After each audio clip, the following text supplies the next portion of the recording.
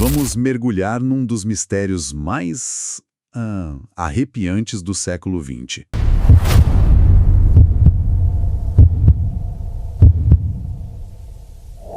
Pense na cena. 1959, nos Montes Urais, na antiga União Soviética. 9 montanhistas experientes, no meio de uma expedição, simplesmente desaparecem. E quando a equipe de resgate finalmente chega, o que encontram não faz o menor sentido. E aí que a história começa de verdade, né? Não é o desaparecimento em si, mas o que foi encontrado. A barraca do grupo, que era a única proteção deles contra um frio absurdo, estava rasgada. Exato, e os cortes, e esse é o detalhe, foram feitos por dentro. Pois é, e é esse o detalhe que me arrepia toda vez. Tenta imaginar o nível de pânico para alguém decidir que rasgar sua única abrigo e correr para uma noite congelante é a melhor opção. Que tipo de ameaça faz um frio de 30 graus negativos parecer o menor dos problemas? Exatamente. Uma pergunta fundamental. Porque, olha, abandonar equipamento, comida, roupas quentes, isso é uma sentença de morte, e eles sabiam disso. Eram experientes. Muito experientes. O fato de terem cortado a lona, em vez de, sei lá, usar a abertura normal, sugere duas coisas. Primeiro, uma urgência extrema. E segundo, que a ameaça, real ou percebida, ou estava bloqueando a saída, ou estava lá dentro com eles. Nossa. Sair era a única chance de sobreviver àquilo na cabeça deles. Certo, um pânico absoluto dentro da barraca.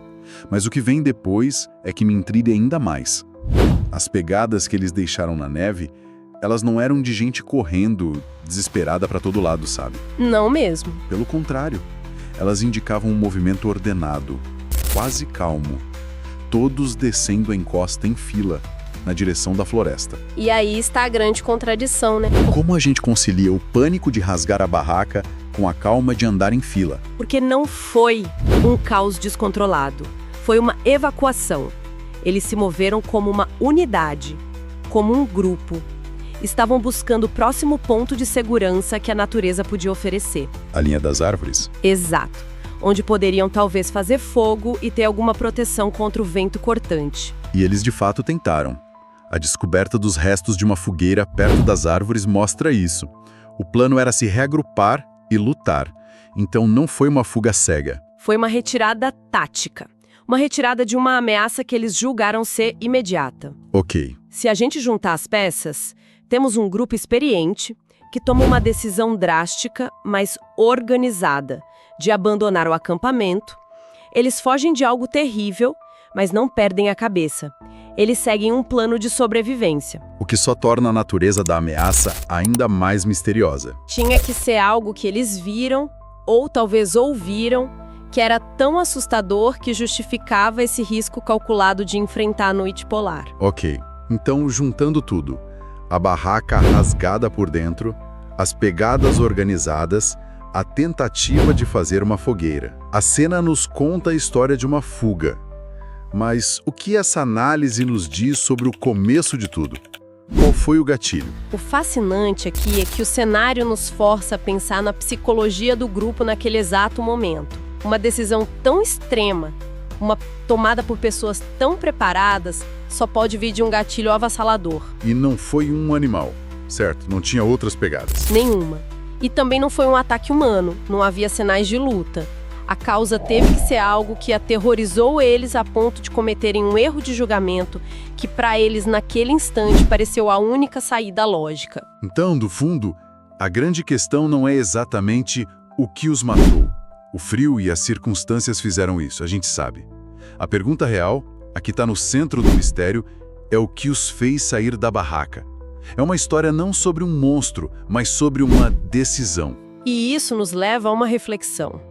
Quase todas as teorias se concentram num gatilho súbito externo, algo que os atacou. Mas como você disse, não há evidências disso, nenhuma. E se o evento que os expulsou não foi algo que os caçou, mas algo que o próprio ambiente fez? Como assim? Uma avalanche de placa, por exemplo.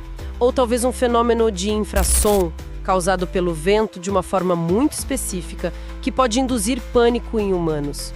Algo que os forçou a uma evacuação imediata. Uma evacuação que eles, naquele momento, julgaram ser temporária. Nossa, isso muda tudo. Se foi isso, então a gente não está procurando um vilão, mas um fantasma. Um fenômeno natural que os enganou. Que os fez acreditar que sair por alguns minutos era a única opção. E que eles poderiam voltar para a segurança da barraca logo depois. Mas eles nunca conseguiram voltar.